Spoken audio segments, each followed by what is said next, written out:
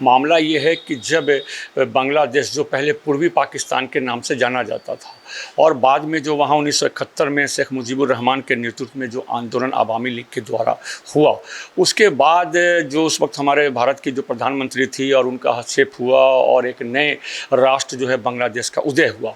तो उसी वक्त जो उस आंदोलन में जो वहाँ के जो स्वतंत्रता सेनानी शामिल थे, उनके एवं उनके परिवार के लोगों को उस वक्त की सरकार ने 30% आरक्षण देने का काम किया। जिनको लगता था कि शेख हसीना के रहते बांग्लादेश में वो अपना पैर नहीं जमा सकते हैं, मैं तो कहता हूँ अमेरिका के यहाँ अभी कुछ दिन पहले हमने सुना था एक स्टेटमेंट कि भारत भी अब आने वाले समय में इंटरनल स्कफल में जाएगा, इंटरनल डिस्टेंशन में भारत रहेगा। ये किसी अमेरिकी रक्षा एक्सपर्ट ने बताया और ठीक उससे कुछ ही दिन बाद ये बांग्लादेश में ये घटना घटी है। तो आंतरिक शक्तियाँ जो वहाँ जो तबाह करना चाह रही है बांग्लादेश को, क्योंकि बांग्लादेश का जीडीपी काफ़ी ऊपर उठा है। वही अगर वैश्विक परिस्थिति में आप बात करेंगे तो जीडीपी भी उसका काफ़ी बढ़ा है। उनको कौन परेशान करना चाहता है? वहाँ अभी धर्मनिरपेक्षता वहाँ के कानून में है, उसके बावजूद जो लक्षित हिंसा हुई है, वहाँ के मंदिरों को जो ध्वस्त किया गया है, तो हम कूटनीतिक दबाव क्या बना सकते हैं? देखिए, ऐसा है कि बांग्लादेश की जो परिस्थिति है उसका असर तो भारत पर चाहे अनचाहे पड़ना ही और पड़ ही रहा है। भारत के विपक्ष के लोगों का बयान देखिए हाल में कि बांग्लादेश जैसी स्थिति भारत में भी हो सकती है। दूसरा, आप ये भी सोचें कि बांग्लादेश के अंदर 65 ज़िले हैं और हिंदू पॉपुलेशन अभी भी अप्रॉक्स 1.5 करोड़ के आसपास हिंदू हैं, वो 65 ज़िले में हैं। दूसरा है कि बांग्लादेश में मतलब हिंदू तो हैं ही और भारत में बड़ी संख्या में मुस्लिम हैं।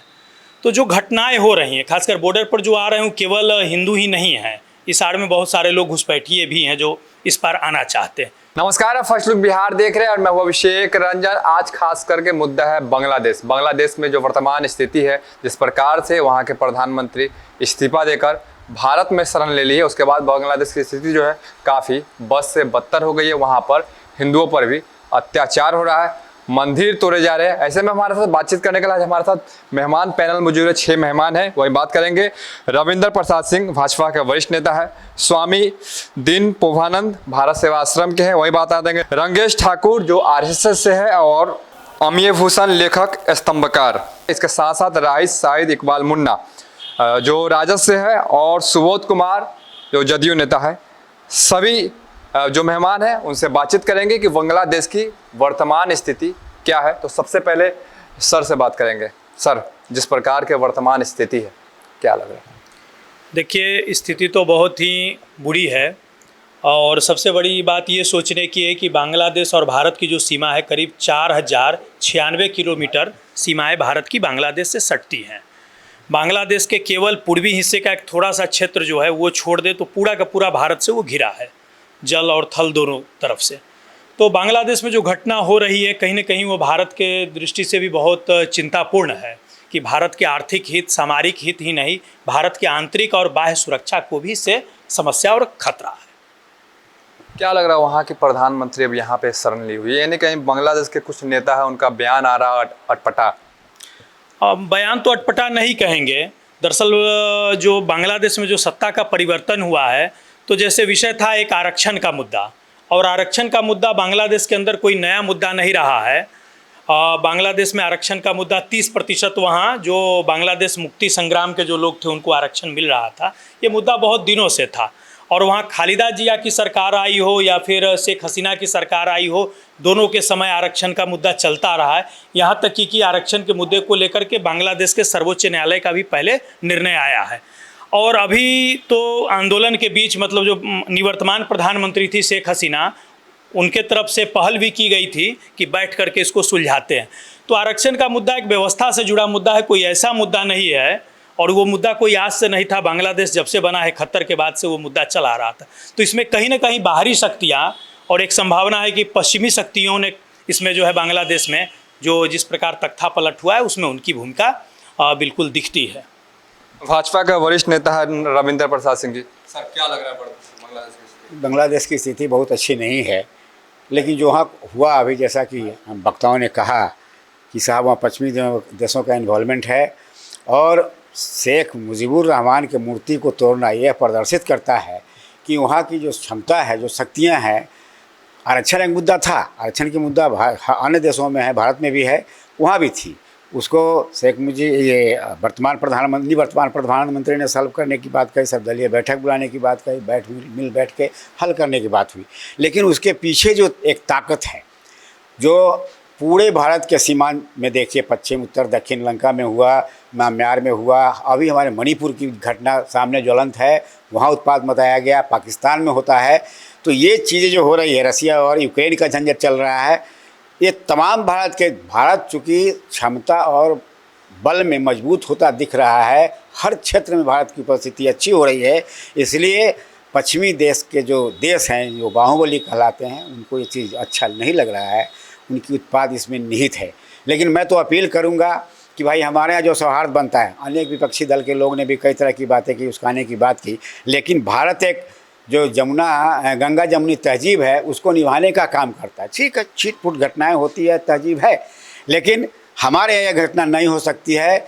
और इस कर्म को जो अपनाया गया है, भारत में शेख हसीना को शरण दिया गया है एक मानवीय मूल्य पर, चूँकि वो महिला है और महिला प्रधानमंत्री थी, चाहे वो धर्म उनका कुछ भी हो, लेकिन वो भी मानव है और मानवीय मूल्य पर उनको संरक्षण दिया गया है। इसके लिए हम भारत के प्रधानमंत्री को धन्यवाद देते हैं। मुन्ना जी, क्या लग रहा है जिस प्रकार से घटना हो रही है बांग्लादेश पर, हिंदुओं पर अत्याचार हो रहा है, यहाँ तो मुस्लिम को दिक्कत नहीं हो रहा है? देखिए, वहाँ जो आरक्षण का मुद्दा है, वहाँ न हिंदुओं का मामला है न मुसलमानों का मामला है।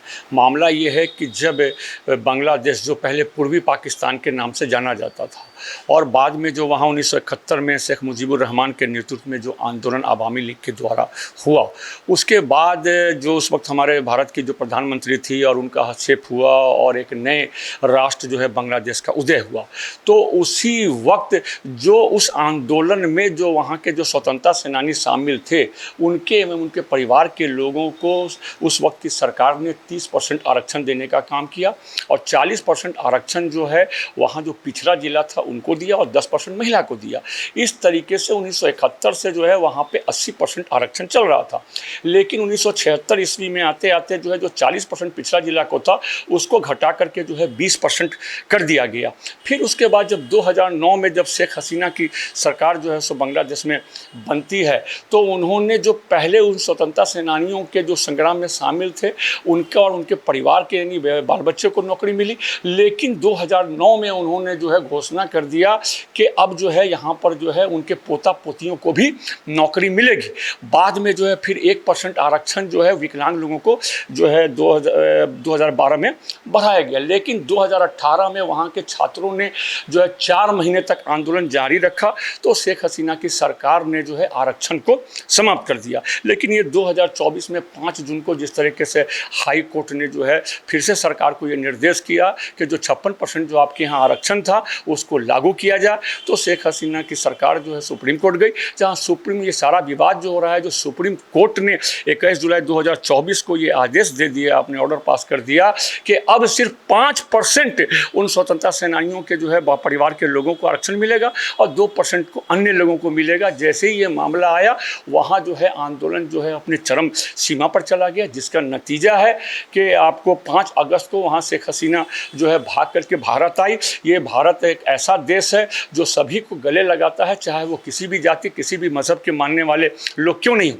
इससे पहले भी जब 15 अगस्त 1975 ईस्वी को जब शेख मुजीबुर रहमान की हत्या कर दी गई थी और उनके परिवार के 18 लोगों को जब मार दिया गया था, तो उस वक्त सिर्फ उनकी 2 लड़कियाँ बची थी, जिसमें एक शेख रेहाना और एक शेख जो है हसीना थी। उस वक्त भी भारत की सरकार ने उनको शरण देने का काम किया था। बाद में वो 1981 ईस्वी में बांग्लादेश लौटी थी। तो जो हमारा देश है ये जो है खुला दिल वाला देश है, चाहे सरकार किसी की भी हो, लेकिन क्या कहते हैं वैसे लोगों को शरण देने का काम हमारा देश करता है। लेकिन अब जो यहाँ पर आपने एक सवाल उठा दिया कि हिंदुओं पर, वो जो वहाँ जलाए गए हैं या मारे गए हैं उसमें न हिंदू भी हैं और मुसलमान भी हैं। लेकिन एक बात मैं कहना चाहता हूँ कि अगर मंदिरों को उन्होंने जलाया है, क्षतिग्रस्त किया है, तो बिल्कुल उन्होंने इस्लामिक कानून का उल्लंघन किया, क्योंकि जो इस्लाम मज़हब है, जो उसका संविधान है, वो कुरान शरीफ शरीफ है और उस कुरान शरीफ में साफ लिखा हुआ है कि तुम दूसरे धर्म के धर्म गुरुओं, उनकी धार्मिक किताबें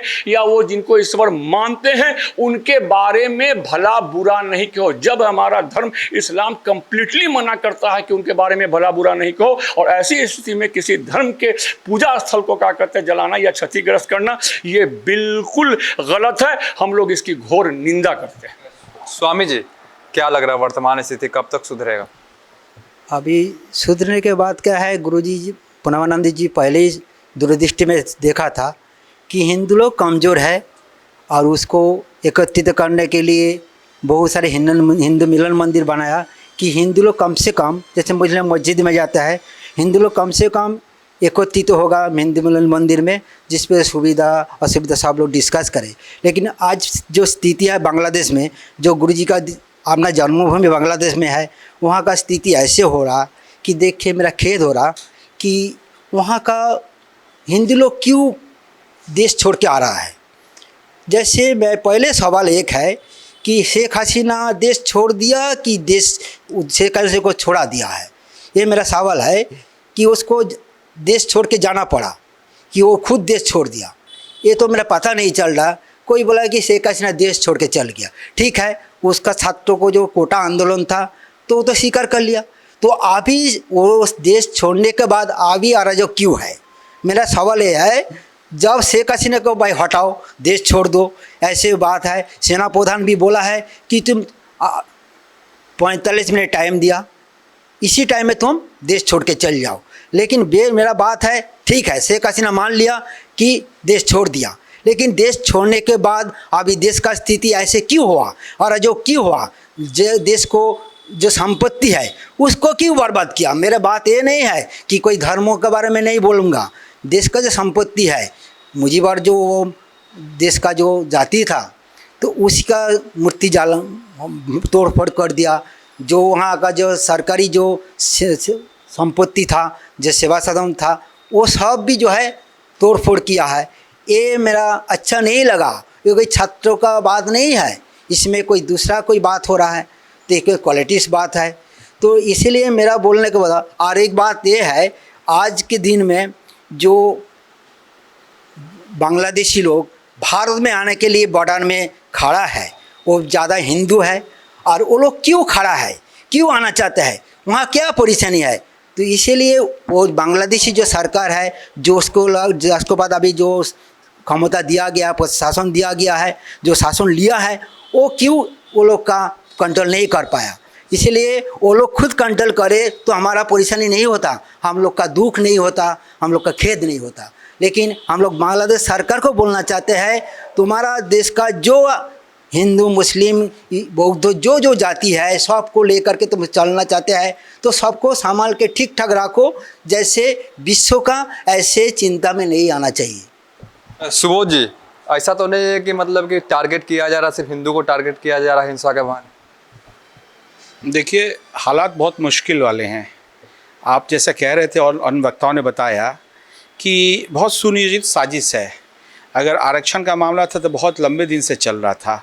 सेना ने भी जिस तरीके से अपना स्टैंड बदल दिया, वहाँ के लोग जिस तरह से एक खास समुदाय को अटैक कर रहे हैं, तो बांग्लादेश तो बहुत लिबरल स्टेट था। शेख हसीना वाजिद तो भारत की बड़ी हिमायती थी, हिमाकत करने में भारत की बड़ी अच्छी दोस्त थी, बड़ी मजबूती से भारत के पक्ष में रहती थी। ये क्या बात हुआ कि अचानक शेख हसीना को हटाने की साजिश रची गई? जैसा अन्य वक्ताओं ने कहा, जरूर एक बाहरी शक्तियों ने उनको अपदस्त करने का काम किया।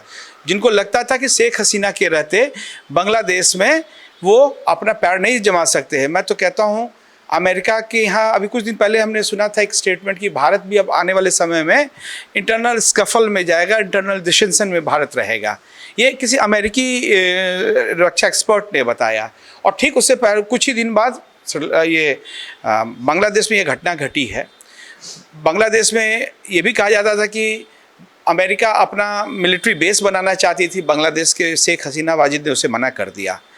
चीन भी चाहता था बांग्लादेश में उसके फ्रेंडली हो। और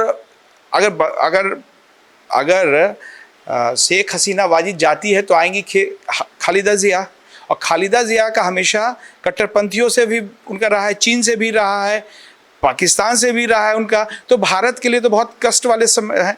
और ISI भी इसमें प्ले कर सकता है, इसमें चीन की भी कोवर्ट सपोर्ट हो सकती है, और भी पश्चिम, ये बहुत चिंता का विषय है। और एक और चिंता का विषय है कि हमारा बॉर्डर जो है बहुत पोरस है, और पोरस बॉर्डर होने के कारण पहले से भी तो उधर से लोग इधर से उधर जाते रहे हैं।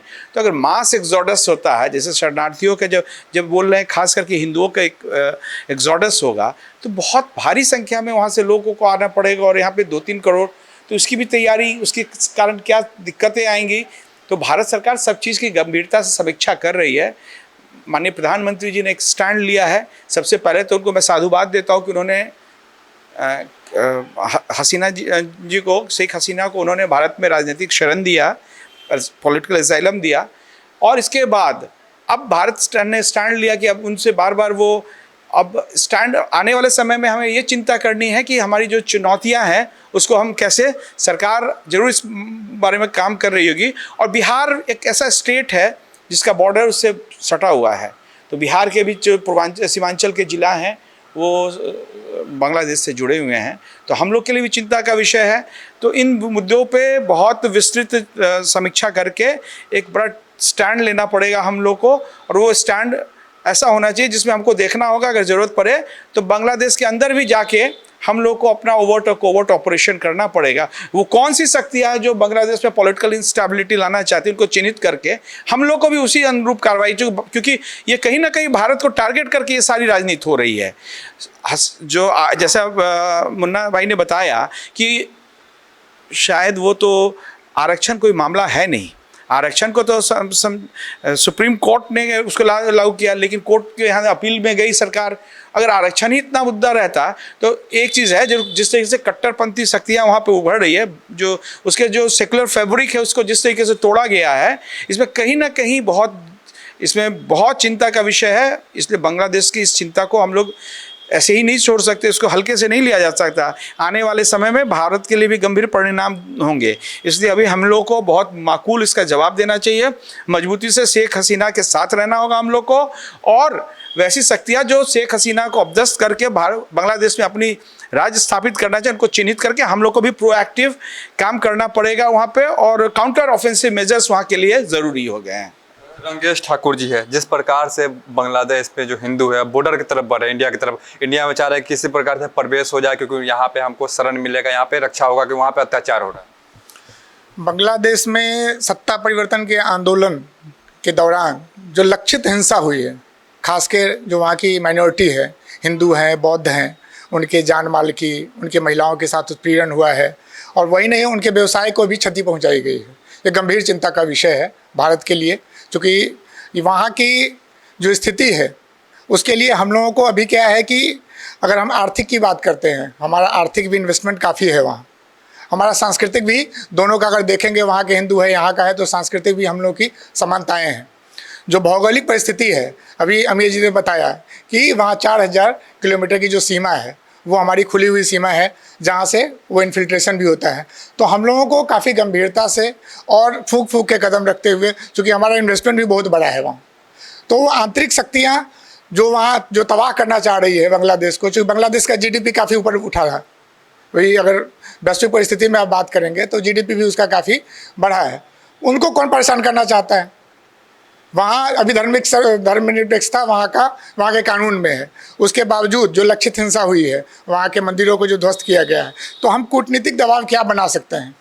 अभी हम वही कर सकते हैं, और कूटनीतिक जो दबाव बना है उसका परिणाम भी अभी देखने को मिला है। अभी देखने को मिला है कि जो वहाँ की अंतरिम सरकार है वो माफ़ी मांग रही है, उसके जो सदस्य हैं कि भाई हमसे गलती हुई है, हमारी सेना ने रोकथाम का प्रयास जो समुचित करना था वो नहीं किया है। तो अभी हम समाज जो तमाम राजनीतिक दल हैं हमारे यहाँ के, तो सिर्फ बीजेपी को नहीं, बाकी तमाम जो राजनीतिक दल हैं वो वहाँ की धर्मनिरपेक्षता को, वहाँ के लोकतंत्र को कैसे अक्षुण्ण रखा जाए, इसके लिए वो अपना जो नैतिक दबाव है वो अपने हिसाब से नैतिक दबाव बना सकते हैं। शेख हसीना जी अभी भारत में है, कहीं ऐसा तो नहीं है कि वहाँ के नेता जो है उनको लेकर भारत और बांग्लादेश के फिर जो रिश्ते हैं वो ख़राब हो जाए? भारत और बांग्लादेश के रिश्ते कभी कटु मधु होते रहे, लेकिन कभी ऐसा नहीं हुआ कि ख़राब रहा है। जियाउर रहमान जब बने उनको अपदस्थ करके, तो जियाउर रहमान ने भी भारत, श्रीलंका और बांग्लादेश तीनों को कहा कि व्यापारिक संबंध हम लोगों का मजबूत होना चाहिए। तो भारत को आप डिस्कार्ड करके, जिसकी सीमा इतनी बड़ी है, मैंने अभी आपको कहा कि भौगोलिक, आर्थिक और जो सांस्कृतिक है, जो हम लोगों का जो मेल जोल है, उसको छोड़ के आप अपने राष्ट्र की उन्नति नहीं कर सकते हैं। भारत भी अपने आप को अगर चाहता है कि सुरक्षित करना है, आंतरिक मामले में हो या बाह्य मामले में हो, तो हमको एक दूसरे के साथ में लेकर ही चलना पड़ेगा।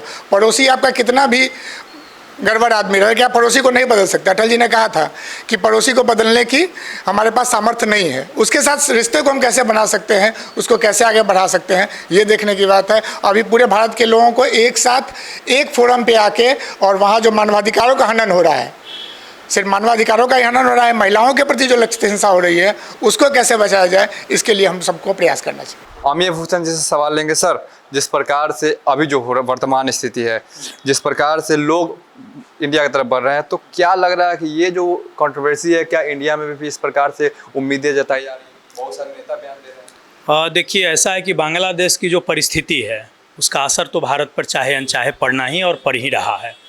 भारत के विपक्ष के लोगों का बयान देखिए हाल में कि बांग्लादेश जैसी स्थिति भारत में भी हो सकती है। दूसरा, आप ये भी सोचें कि बांग्लादेश के अंदर 65 ज़िले हैं और हिंदू पॉपुलेशन अभी भी अप्रॉक्स 1.5 करोड़ के आसपास हिंदू हैं, वो 65 ज़िले में हैं। दूसरा है कि बांग्लादेश में मतलब हिंदू तो हैं ही, और भारत में बड़ी संख्या में मुस्लिम हैं। तो जो घटनाएं हो रही हैं, खासकर बॉर्डर पर जो आ रहे हैं, केवल हिंदू ही नहीं हैं। इस आड़ में बहुत सारे लोग घुसपैठिए भी हैं जो इस पार आना चाहते हैं, कुछ लोग दबाए सताए लोग भी हैं। तो जो परिस्थितियां बांग्लादेश में बन रही है, उसका असर भारत पर पड़ना ही पड़ना है। मुझे लगता है कि भारत की दृष्टि से मतलब विषय जाए तो वैसे तो बहुत लंबा हो सकता है, क्योंकि बांग्लादेश कहने को भले ही एक सेकुलर स्टेट है, लेकिन बांग्लादेश कभी सेकुलर रहा नहीं है। पूरे भारतीय उपमहाद्वीप की बात करें तो इस उपमहाद्वीप के जो सबसे बड़े दंगे हुए हैं परतंत्र भारत में भी, वो सब पूर्वी बंगाल में ही हुए हैं, जहाँ आज बांग्लादेश है। जैसे एक घटना है आपको लाल इश्तेहार कांड, एक पवना करके आंदोलन था फ्रीडम मूवमेंट का, उसमें स्पेशली हिंदू जमींदारों को मारा गया। अमर्त्य सेन का उस पर बयान आया है कि नहीं वो तो कृषक थे, कृषकों ने जमींदार के खिलाफ जो है रिवोल्ट किया, ये गलत बात है। और भारतीय उपमहाद्वीप का या दुनिया का इतिहास का जो सबसे बड़ा दंगा है, जिसका नाम नोआखली है, जिसमें सरकारी रिकॉर्ड में 12,000 हिंदू मारे गए, वो भी उसी भूमि पर हुआ। सन 47 में बांग्लादेश के अंदर हिंदू आबादी 40 से 45% थी। सन 71 में ये आबादी कितनी थी? तो ये आबादी 30% थी, और आज ये आबादी 8% है। तो आप बांग्लादेश में केवल खालिदा जिया को इसके लिए दोषी नहीं ठहरा सकते, उसके लिए उतनी ही भागीदार, उतनी ही हिस्सेदार, उतनी ही राजदार जो है वो शेख हसीना भी है। अकेले शेख हसीना के शासन की बात करूं तो 2013 से लेकर 2021 तक ये रिकॉर्ड है। 2013 से लेकर 2021 तक 3600 मामले हिंदुओं के ऊपर संगठित घातक हमले का रिपोर्ट वहां दर्ज हुआ है। और 2021 में नवरात्र के समय एक बहुत बड़ी घटना हुई थी, जिसके बाद जो है इस्कॉन जैसी संस्था ने दुनिया के 153 देशों में इसको लेकर प्रदर्शन किया था। तो हिंदू आबादी लगातार घटती आ रही है वहाँ, हिंदू 65 जिले में, लेकिन आबादी कितनी हुई? 45% से 8% हुई। वर्तमान केस में मुझे लगता है कि भारत सरकार से 2 रणनीतिक चूक हुई है। ये मेरा व्यक्तिगत मानना है, मैंने अपने आलेखों में भी लिखा है और आगे भी इस पर अपनी बात कहूँगा। पहली की जैसी परिस्थितियाँ थी, भारत दुनिया का सबसे बड़ा लोकतांत्रिक देश है, उसके पड़ोस में जिस देश से उसकी इतनी लंबी सीमा सटती है, 4096 किलोमीटर लंबी, जो कि लगभग सीमा खुली हुई है, और सीमा के दोनों तरफ रहने वाले लोग भाषा के तौर पर, नस्ल के तौर पर, जाति के तौर पर, समुदाय के तौर पर एक जैसे हैं। और धार्मिक दृष्टि से भी देखें तो जो आबादी उधर है वो आबादी इधर है, उधर भी मुसलमान हिंदू हैं, इधर भी मुसलमान हिंदू हैं। तो है क्या कि भारत के आंतरिक और बाह्य सुरक्षा के लिए भी खतरा है, भारत के शासन व्यवस्था के लिए भी खतरा है, और नॉर्थ ईस्ट के जो मिलिटेंट ग्रुप थे उनका भी बेस अतीत में बांग्लादेश रहा है, हो सकता है पुनः उनका बेस बांग्लादेश पुनः हो। तो ऐसी सारी परिस्थितियों का अगर हम विचार करते हैं तो भारत को प्रत्यक्ष सैन्य हस्तक्षेप करना चाहिए, क्योंकि भारत दुनिया का सबसे बड़ा लोकतांत्रिक देश है। भारत की बांग्लादेश से सीमा 4096 किलोमीटर की सीमा सटती है, और भारत को अपने हित का भी ध्यान रखते हुए, और दूसरा कि भारत दुनिया में सदैव मानवता का अगुआ अग्रदूत रहा है। दुनिया के अंदर यहूदियों पर जब हमले हुए तो इकलौता देश है भारत ने उनको शरण दी। दुनिया के अंदर केवल यहूदी ही आप छोड़ दें, तिब्बत के लोगों को हुआ, उनको भी भारत ने शरण दी है। तो इतनी बड़ी अगर मानवीय त्रासदी हो रही है और जो लोग आंदोलन की बात कर रहे हैं तो यह आंदोलन किसी छात्र संगठन का नहीं है, जमाते इस्लामिक बांग्लादेश के छात्र संगठन शिविर द्वारा यह आंदोलन किया जा रहा था। शिविर को आप यूं समझे कि जैसे अफगानिस्तान के अंदर तालिबान है वैसे ही बांग्लादेश के अंदर जमात है। तो पश्चिमी देशों ने, जैसे अमेरिका ने उस समय तालिबान को आगे करके अफगानिस्तान को अव्यवस्थित किया, आज तक अफगानिस्तान खड़ा नहीं हो पाया, वैसे ही अमेरिका में जो लेफ्ट लिबरल लोग जो अभी रूल कर रहे हैं वो बांग्लादेश को अनस्टेबल कर रहे हैं और उसके बहाने भारत को भी अनस्टेबल करने की पूरी साजिश है। तो मेरा कहना है भारत से दो रणनीतिक चूक हुई है। पहला, प्रत्यक्ष सैन्य हस्तक्षेप करना था जब तक कि व्यवस्था सही नहीं होती। दूसरा, शेख हसीना को भारत के अंदर आने देना नहीं चाहिए था, क्योंकि एक तो बांग्लादेश का ये इंटरनल इशू है और शेख हसीना के भारत के साथ ताल्लुकात अच्छे थे, बट वो केवल आर्थिक मुद्दों को लेके हमारे ताल्लुकात अच्छे थे। शेख हसीना का जो अगर ह्यूमन राइट के मुद्दे पर ले, माइनॉरिटीज़ के इश्यूज़ पर ले, शेख हसीना का रिकॉर्ड बहुत ही गंदा, वाहियात और घटिया रहा है। शेख हसीना के इस शासन में मैंने कितना बताया कि 2013 से 2021 के बीच 3600 बार, कितना 3600 बार संगठित सुनियोजित हिंदुओं पर बड़े हमले हुए। और 2021 में इसी ढाका राजधानी के अंदर शेख हसीना जहां बैठती थी वहीं पर इस्कॉन टेम्पल जलाया गया, दुर्गा पूजा पंडाल के मूर्ति तोड़े गए। तो भारत को शेख हसीना को नहीं लेना चाहिए था। अब अगर आप पूछते हैं कि वर्तमान परिस्थिति में भारत के सामने क्या विकल्प है, या बांग्लादेश के अंदर जो दबाया सताया जा रहा है, 1.5 करोड़ हिंदू है और बौद्ध और ईसाई जैसे समुदाय भी हैं, तो इनके सामने दो ही विकल्प है, क्योंकि बांग्लादेश की छवि पाकिस्तान और अफगानिस्तान से इतर है। पाकिस्तान के एक आतंकी पोषक देश की छवि है, लेकिन बांग्लादेश के लोगों की छवि क्या है कि वेल कल्चर्ड है और मेहनत का समुदाय है। ये एक उनका दूसरा पक्ष है, क्योंकि उसकी इकोनॉमी इसी नाते आगे गई है। लेकिन उसका दूसरा एक पक्ष है कि मैं तो कहूँगा कि शेख मुजीबुर रहमान का भी अतीत कहीं पाक नहीं रहा है। बंगाल के अंदर जब डायरेक्ट ये जो हुआ सोहरावर्दी का, तो सोहरावर्दी के सहयोगी किसी ज़माने में होते थे, परिस्थितियों के नाते वो बंगबंधु बने, क्योंकि पाकिस्तान के लोगों ने बंगाली मुसलमानों के साथ या बांग्लादेश के लोगों के साथ बहुत ही अताई वाला काम किया, उसकी यह परिणति थी। तो कहने का मेरा है कि अब विकल्प दो है, कि एक तो है कि दुनिया के हर मंच में, हर मीडिया में बांग्लादेश के अंदर जो हो रहा है, क्योंकि सरकार बने भी 8 तारीख को, शायद 8 के रात को नए प्रधानमंत्री ने ओथ ले लिया है। भारत के प्रधानमंत्री का भी ट्वीट उसी रात को आया है, और 9 तारीख को रंगीश ठाकुर जी राष्ट्रीय स्वयंसेवक संघ से हैं, वो हिंदू हितों का दुनिया का सबसे बड़ा संगठन है। उसने इस घटना के पर अपनी प्रतिक्रिया देने के लिए विगत 5 दिनों का समय लिया। 5 दिन के बाद उनका जो आया है वो लिखित 2 लाइन का, संघ के सरकार जहाँ दत्तात्रेय होसबोले सेकंड मैन है, उनका एक लिखित वक्तव्य आया, और वक्तव्य ये है जो प्रधानमंत्री के ट्वीट की ही एक प्रकार की अभिव्यक्ति है। ट्वीट 1 पैराग्राफ का है, उसको 2 पैराग्राफ में उन्होंने रखा है। वहीं विश्व हिंदू परिषद के द्वारा 9 तारीख के शाम को भारत के गृह मंत्री से मिलने का निर्णय किया गया। तो कहने का आशय है कि जब इतनी बड़ी मानवीय त्रासदी है तो इतने विलंब से क्यों, मतलब ऐसी सामाजिक संस्थाएं, धार्मिक संस्थाएं क्यों प्रतिक्रिया दे रही हैं। तो मेरा है कि इसमें 2 स्थिति है कि दुनिया के हर मंच पर, हर मीडिया में बांग्लादेश में जो लोकतंत्र की हत्या हुई है, बांग्लादेश के अंदर अल्पसंख्यकों के साथ जो हो रहा है, ये सारी चीज़ें उठानी चाहिए, बांग्लादेशी मूल के हिंदुओं को भी और भारत को भी। दूसरा मेरा मानना है कि उसी बांग्लादेश के लिए भारत ने बांग्लादेश मुक्ति वाहिनी की स्थापना की थी। एक नए मुक्ति वाहिनी की आवश्यकता आज की तिथि में मुझे लगता है कि पुनः है, क्योंकि भारत की सरकार ने जब प्रत्यक्ष सैन्य हस्तक्षेप नहीं किया तो वहां रहने वाले अल्पसंख्यक के हितों के लिए और भारत के आंतरिक बाह्य सुरक्षा के लिए एक मुक्ति वाहिनी की गठन की आवश्यकता है। वो मुक्ति वाहिनी जो है वहां जो लोग दबाए सताए जा रहे हैं उनके अधिकारों के लिए भी लड़ाई लड़ेगी, और जब भी जरूरत होगा तो वो जनमत संग्रह की मांग भी कर सकती है, क्योंकि बांग्लादेश का एक बहुत बड़ा हिस्सा जो है आज भी हिंदू बहुसंख्यक है। जैसे आप चटगांव की बात कर लें, जैसे आप सिलहट की बात कर लें, जैसे खुलना डिस्ट्रिक्ट स्वामी जी के जो गुरुदेव का जन्म स्थान है, इन जिलों की आप बात कर लें। तो कहने का मतलब है कि अब विकल्प भारत के सामने बहुत सीमित है, और विकल्प यही है कि हर अंतर्राष्ट्रीय मंच पर मीडिया में ये चीज़ें आएँ, और दूसरा एक और मुक्ति वाहिनी की गठन की जाए, बांग्लादेश के लोगों को मदद किया जाए। आखिरी सवाल रविंदर जी से लेंगे, कहीं भारत सरकार से गलती तो नहीं हुई प्रधानमंत्री को यहाँ पे शरण देकर? देखिए, कोई गलती नहीं है। मैं आज तो 14 अगस्त है, बीस का डे मनाया जा रहा है भारत सरकार के द्वारा। पूरे देश में ये कार्यक्रम चल रहा है, और मैं आप पूरे टीम फर्स्ट लुक बिहार को बधाई देता हूं कि आपने आज बांग्लादेश पर कार्यक्रम रखा है। लेकिन बहुत सारी बातें हो रही है। भारत के प्रधानमंत्री इतने संवेदनशील हैं इस मुद्दे पर कि जिस दिन ये घटना घटी और शेख मुजीब ये हसीना यहाँ आई, एस जयशंकर ने अपना बयान दिया, कल होकर पार्लियामेंट में उसका बयान आया कि हमारी नज़र पूरी है और किस तरह से लोगों को वहाँ से निकाल के लाया जा रहा है। ये भी बात सही है कि वहाँ के हिंदुओं पर बहुत बड़े जुल्म हुए हैं। जिस तरह 47 की भी विस्का हुई थी, काट काट कर लाश को भेज दिया गया था, लेकिन भारत चुप नहीं बैठेगा। अंदर अंदर भारत की तब न प्रक्रिया है। अभी जो बांग्लादेश के प्रधानमंत्री ने कहा है कि शेख हसीना को पनाह देकर भारत ने गलती की है, लेकिन हिंदुओं पर अत्याचार हो रहा है, वो उसके लिए मैं माफ़ी मांगता हूँ। तो आप एक तरफ माफ़ी मांग रहे हैं, मंदिर तोड़ रहे हैं, हिंदुओं पर को कत्लेआम कर रहे हैं, तो ये आपकी जिस दिन आपने वो लिया उसके बाद तत्क्षण ये रोक लगना चाहिए था। आप हमारे सबसे अच्छे पड़ोसी हैं, आपके साथ अच्छा व्यवहार भारत रखता है, आपके साथ व्यापार की अच्छी लेन देन होती है। बहुत सारे मामले हैं जिससे भारत से ज़्यादा बांग्लादेश भारत से फ़ायदा उठाकर अपना गति बढ़ाया, अपना आर्थिक दर को बढ़ाया। तो इस तरह से वहाँ के लोगों के पीछे, जैसा कि अन्य वक्ताओं ने कहा, वहाँ पर जमाती इस्लाम की गतिविधियाँ बहुत ज़बरदस्त है। आज भी खबर आ रही है कश्मीर में मुठभेड़ चल रहा है, कैप्टन का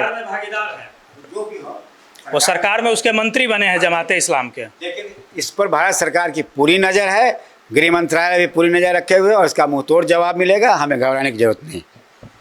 बिल्कुल, तो देखिए कि भारत सरकार जो है मुंह तोड़ जवाब देगी और घबराने की जरूरत नहीं है, बीजेपी नेता का कहना है। ऐसे में देखिए कि वर्तमान जो स्थिति है उस पर कहीं ना कहीं जो भारत सरकार है उनको हस्तक्षेप करना चाहिए था, क्योंकि अमीर हुसैन उनका कहना है कि भारत सरकार ने वर्तमान प्रधानमंत्री शेख हसीना थी जिनको इस्तीफा देने के बाद शरण दिया गया, तो ये कहीं ना कहीं भारत सरकार से भूल हुई है और गलती भी हुई है। बने रहिए फर्स्ट लुक बिहार के साथ आगे भी खबरों के लिए, तब तक के लिए नमस्कार।